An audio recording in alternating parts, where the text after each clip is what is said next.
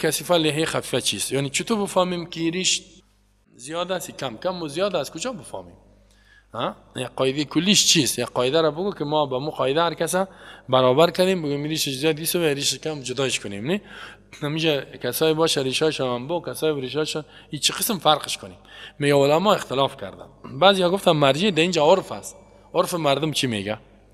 عرف مردم اگه گفت ریش زیاد است نه زیاد، فما عدا الناس كثيرا فهو كثير. هر چیزی را که مردم گفت ریشش انبو است انبو و ما عدو خفیفا، اون را گفتن خفیف ای خفیفا. و بعضیا گفتن نه ما وصل ما الى تحت بمشقه فهو كثير. اگه آب با مشقت در زیر تیر کردی ای خفیف است، ای کثیف است، یعنی انبو است با مشقت. و ما کان وصول ما الى تحته بغیر مشقت فهو، اگه در زیر آب انداختی بغیر مشقت آمد بازی خفیف میشه. ما که فکر میکنم از ما مموتو میه والله اعلم. وقیل گفتم ما ستر البشرة الناظر فهو کثیف. ما ستر البشرة آنچه که میپوشانه پوست پیشتر، یعنی ناظری کسی که سعی میکنه پوست نمیبینه فهو کثیف یم بو هست. مثلا ما از اون جمله هستم نه پوست دیده نمیشه. و ما لا فهو خفیف، اینا لگه ما ریش نمیداشتم چه قسم مثال میدادم. یکم تا محدثین ریشش کل است خوانده میره. و ما لا فهو خفیف میگه آنچه که دور معلوم نشد پوستش ای خفیف است. و هذا احسنها، این احسنش امیس امام نووی میگه که پس ریشی از این آدم هم دیگه دو میاو هم میاینه اون هم میاو جوانم نینی جوان ما کنم جوان است در جمله چیز میاینه و جوانا کلشان. پس از دور که است پوست معلوم نمیشه و نموچی در انبوه داخل میشه. بعضی وقت خلال کنیم آب بعضی وقت نه. شیخ ابن عثیمین میگوید کیفیت تخلیلش چیست؟ چه قسم؟ میگه آیا در این بار حدیث آمده؟ شیخ ابن عثیمین میگه که دو صفت داره می خلال کردن. اولشی که یک کف آب بگیره و یه جلو در زیرش برته، همین بسیار مرام خوشم میاد تو بزنی بخید آب دیگه دمی کل پوست میره. و یاری که حتی تخلبی میگه باز علاج کنه تا اینکه خلال شد، یعنی یک ذره دستجده ایتو کنه. دو میز که ایا خود کف من ما یک کف آب میگیره و یخلو به اصابی کلمه، میگه ایتو کف آب دست خود آب میزنه بازی تو میکنه کلمش مثل که چی میکنی؟ شانه میکنی، شانه اینطور میکنه. این قسم شانه را از زیر میشه شانه کنی. خب شما خود از هر شانه میکنی میشه که از زیر شانه کنی، اگم تو از زیر شانه میکنی. شرح ممتعی را گفته هر دوی سیز. وقد ورد احادیث فی کیفیت تخلیل لكن لا احادیث آمده در کیفیتش هیچ کدام صحیح نیست. و کدام از حدیث انس ان رسول الله صلی الله علیه و سلم کان اذا توضا اخذ کف من ماء، وقتی که وضو میکرد یک کف آب میگرفت فادخل تحت حنکی در زیر زنق خطوره مینداخت فخلى بها لحيته باز میگه خلال می ایتو مینداخت باز دستش میزد. رواه. و من حدیث ابن عمر کان رسول الله صلی الله علیه و سلم این ابو داود نقل کرده و ضعیفه. کان رسول الله اذا توضا وضو میکرد ارک بعض العراق، میگه یعنی ذراب میگه ثم شبك بعصا من تحتها و یک دست خود تیر میکرد این قسم، یعنی آب تیر میکرد. میگه این قسم کرد میتو میگه ایتو تیر میکرد اگم تو ایتو میکنه. رواه دارقطنی. خب امو به هر کدام شکل این آسان بو برتان ما چی بگویم برتان دیگه خود ما همیشه میکنم، بعضی وقت میکنم ما بعضی وقت نمیکنم. راست همین کار عمل کردیم. حکم غسل المسترسل من اللحیه، او ریشایی که تو اویزان است، یکی خوریش هم بود نه یکی هم تو اویزان است. علما اختلاف کرده گیستن. قول اول انه واجب ششتنش میگه واجب است، یکی ریشی است که تو هم بود یکی تو اویزان است نه کم کم دانه دانه است اویزان. قول اول میگه واجب است، اختیار شیخ ابن عثیمین است که واجب من لان ما استرسل من اللحیه که دراز است تحصل به مواجهه واجب میشه. استرسل چی معنی؟ یعنی یکی خواب تو این تا اینجا دراز میشه نه از دیگه هم یکم تو بیخی دراز، یکم تو مثلا آب میپرتم مینی میشه و درازش میمانه نه چطور کنیم؟ میگه نه امورم میگه آب پرت خوب کلش ترک کلش امی ظاهرش کلش ترشه. یکم تو دیدم تو میکنه دست میزنه اینجاش تر شده ولی اینجاش خشک مانده نه بعضی وقت قریشش می باشه خشک مانده. به خاطر که در حدیث میه اگر که اختلاف است که ریشه هیچ غرض نگه از اول هیچ از اول غرض نگه زیاد هم شد خیره و او زیاد نمیشه. خب غرضش نگه. دیگران میگه که نه یک قبضه بگی از اما تو قبضه کن باز ببین که یک قبضه برابر شود کمی معلوم شود. از ایتونه که زنق تا محکم بگیری باید بگوین یک قبضه نه بدون زنق ریش محکم بگیری. اگر که در زنق حدیث ضعیف و بعد می ضعیف بعد می چی شیخ البانی این ترجیح داده که ریشه که اضافه است میو گرفته شد. دیگران میگن نه، اکثریت محدثین میگن دست نزنی گناهگار میشی. وقتا را شیخ ابن عثیمین آنچه که میگه استرسال است یعنی دراز است ریش که مواجهه که روبرو میشی هم ظاهرش او را واجب است که بشوی. قول دوم لا یجب واجب نیست.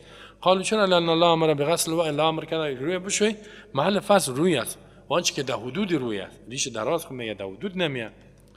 ولی ان النبی صلی الله علیه و آله اخذ کف من ماء و غسل وجهه یک کف آب گرفت روی خودش شست و این قدر میگه کفایت نمیکنه که هم ریشای دراز هم چیز کنی. خب کدام مشترجع او هذا القول امی قول دوم میگه صحیحه. خب اگه کسی بکنه او کارم خیر ولی او کسایی اگه میتور کرد یک کفا بیزنشمان خیره گپی نیست. یعنی ما شما میگیم موضوع از او صحیح است. اگر که ابن عثیمین او را ترجیح دادگیست خب ببینه بازم در این بخش تحقیق زیاد میخواه کدامش عمل بکن.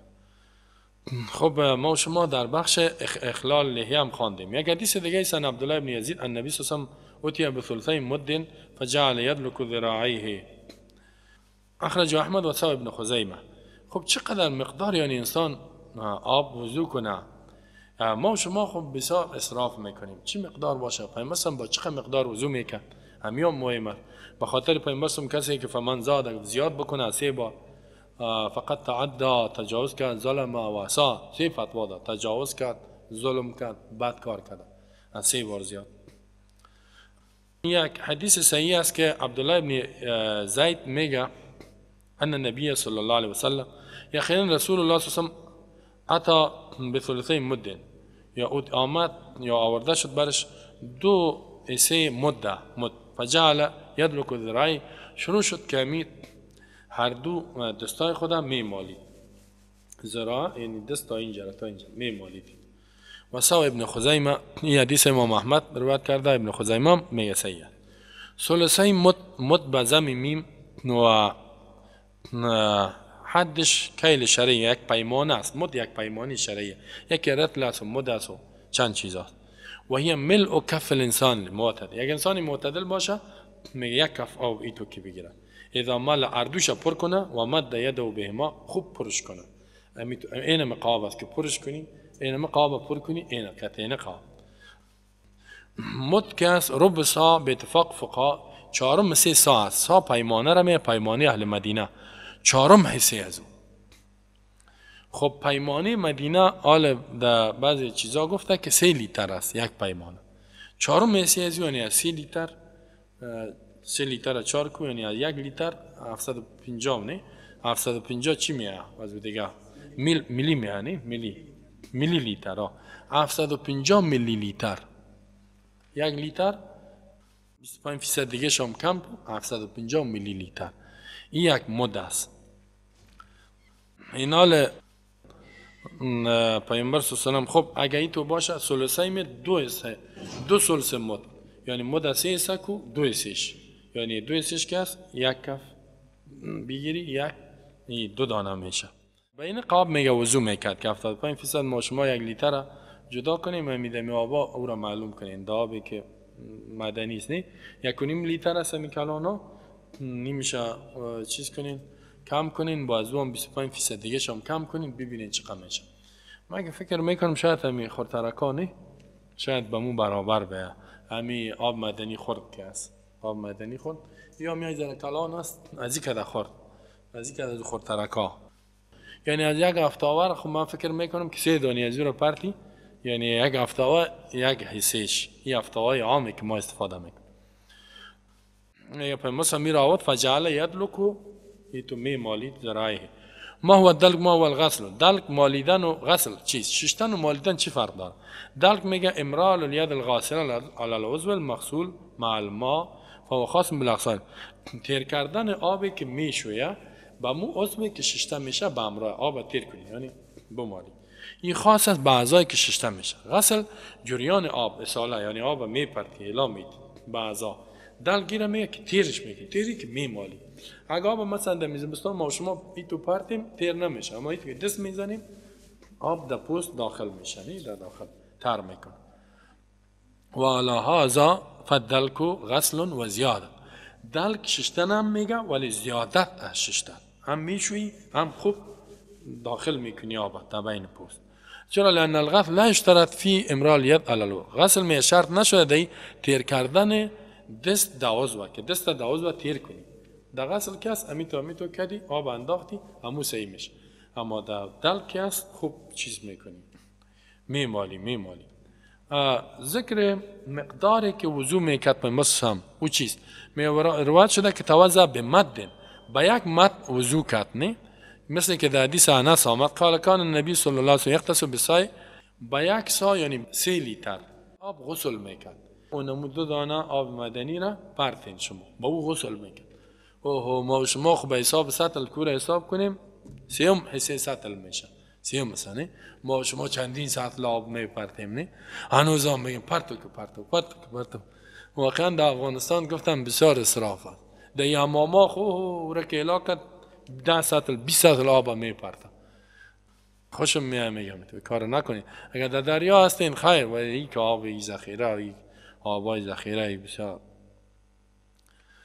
میگه با یک سا وضو غسل میکرد. یکم تا میگه من میتونم الحمدلله، هو میگه هیچ امکان نداره و یتوضا بالمد، با یک مد وضو میکرد. مد گفتیم که 1 کف آب بود، نه 1 کف آب. 1 کف آب که پرتی چقدر کم است.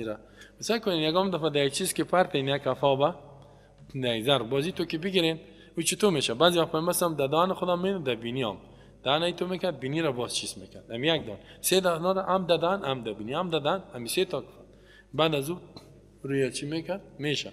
ما کسی را دیدم عمل کرد. شما امیره تمرین کنین.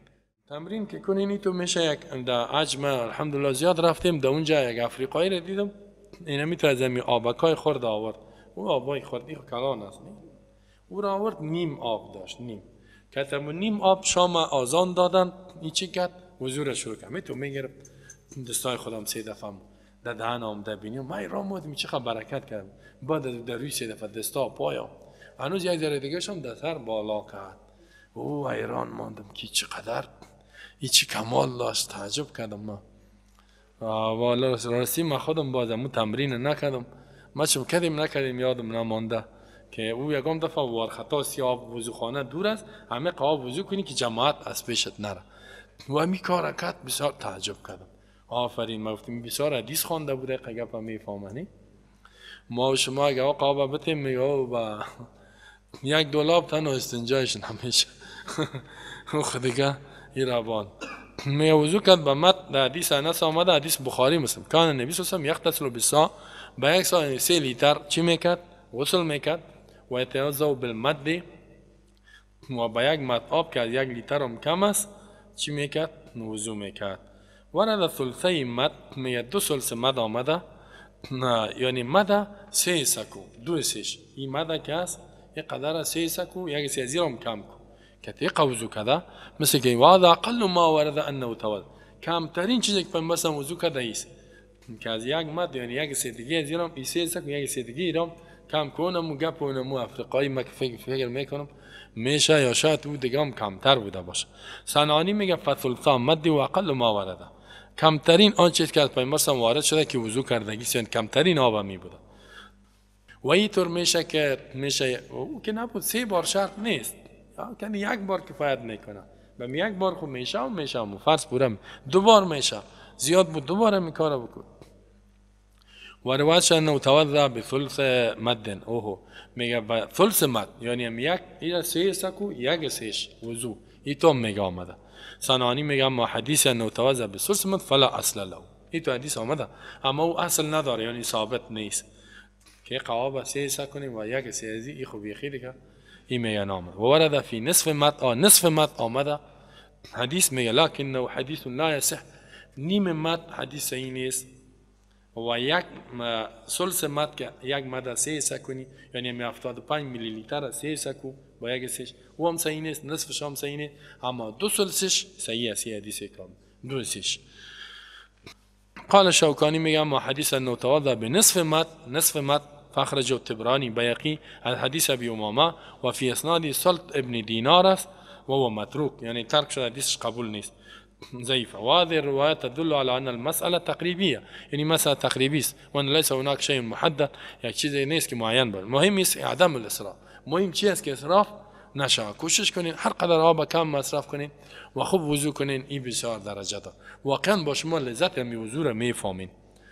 نووی میگه واجمع اتفاق کرده علما على ان الماء الذي يجزئ في الوضوء والغسل غیر مقدار. آبی که کفایت میکنه در وضو و غسل اندازه نشده، بل يكفي القليل والكثير. کم و زیاد کفایت میکنه اذا وجد شرط الغسل، شرط ششتن موجود شه و که جریان آب در اعضا بیاید، همین موجود شه. حکم اسراف در آب و وضو چی است؟ حرام. در علما اتفاق داره که حرام اسراف، لقولی تعالی ولا تسرفوا، الله می اسراف نکنین، انه لا يحب المسرفين. كلوا واشربوا، بخورین بنوشین ولا تسرفوا اسراف، الله مسرفین دوست نداره. وقال رسول الله صلی الله علیه وسلم ما ذکر صفت الوضوء، می پیامبر گفت که زمان صفت وضو را یاد کرد چی گفت؟ فمن زاد فقط تعدى و عصى و ظلمه. کسی از 3 بار وضو اضافه کرد بدون شک تجاوز کرده و عصا بد کرده و ظلم کرده.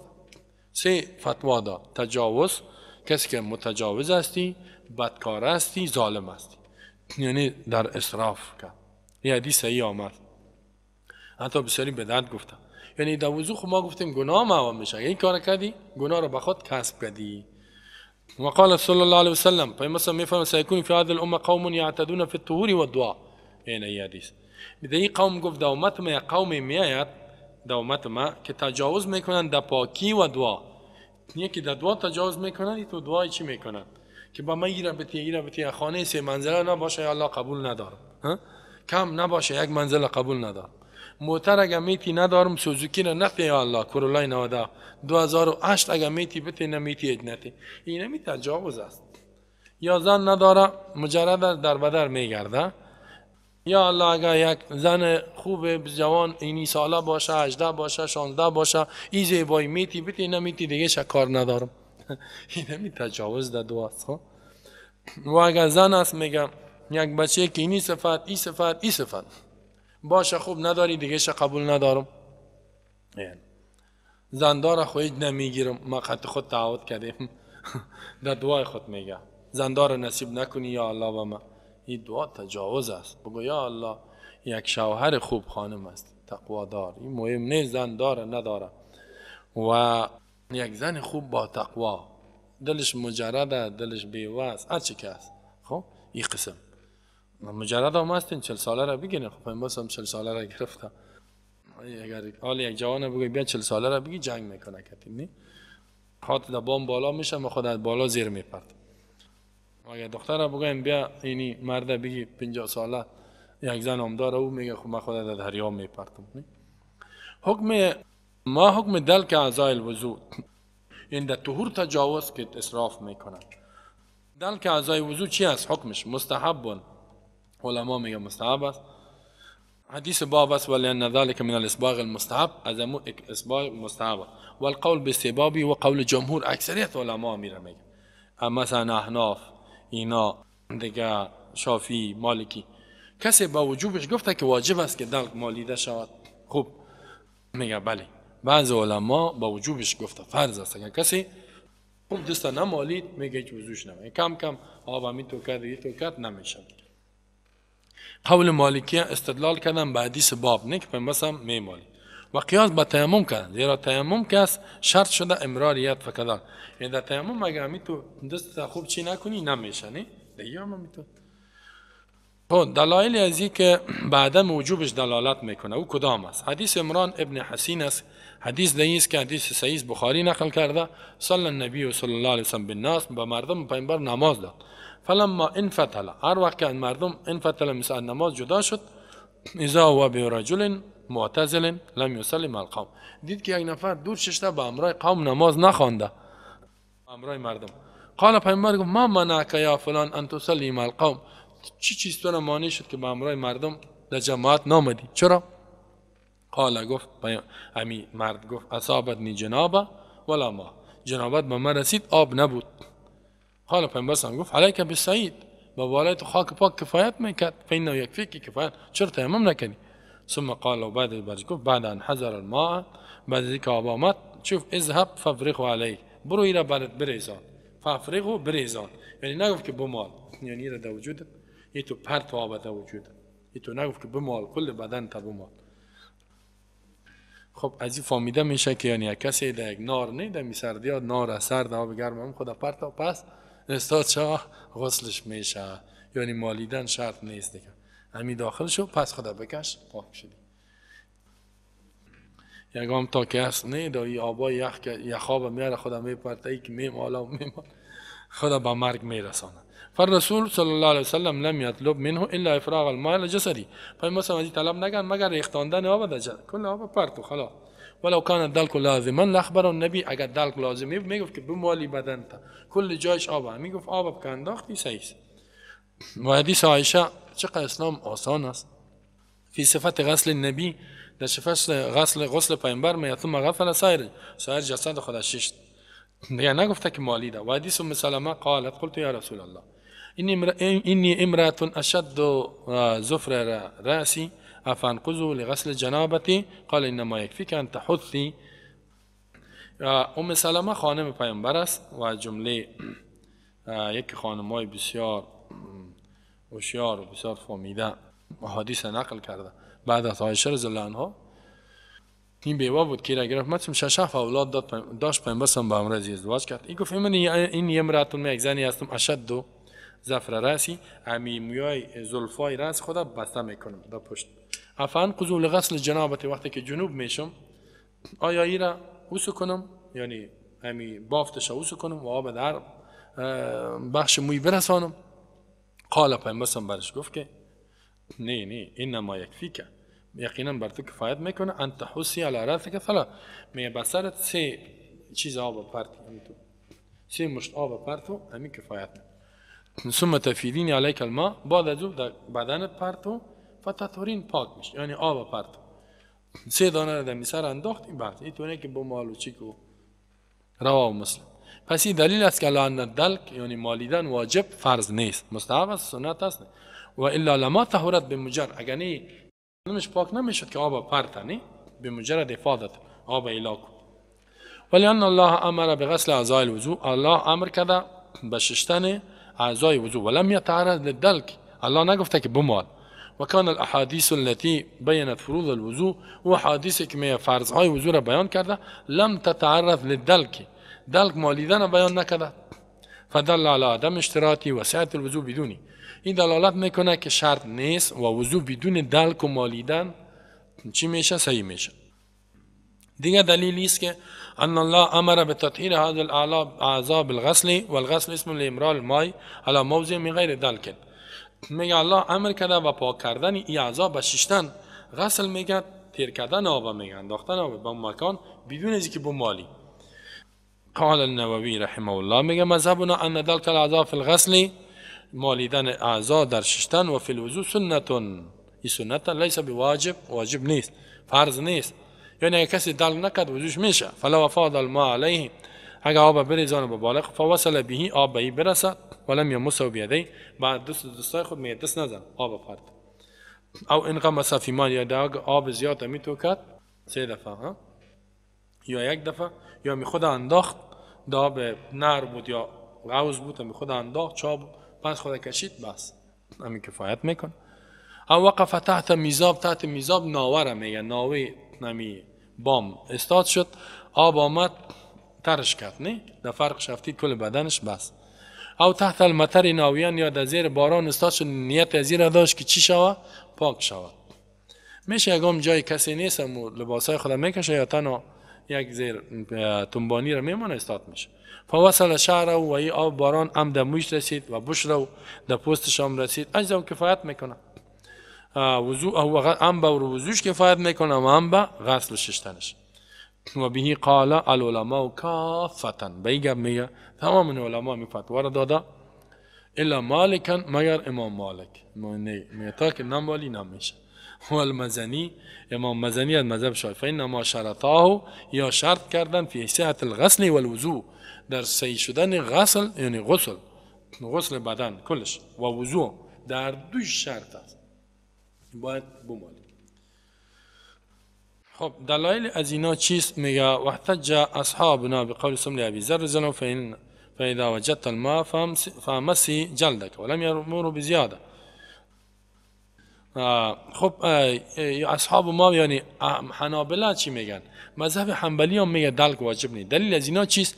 میگه پیامبر میگه گفت که یک دلایل دیگه میگه ابی ذر گفت که و اذا وجدت الماء و جنوب بود، وقتی که آب پیدا کردی فمس جلدک، او را مسکو برسان در پوستت برسان، ولم یأمره بزیاده، امرش نکرد که بمال، فقط آب در پوستت برسان.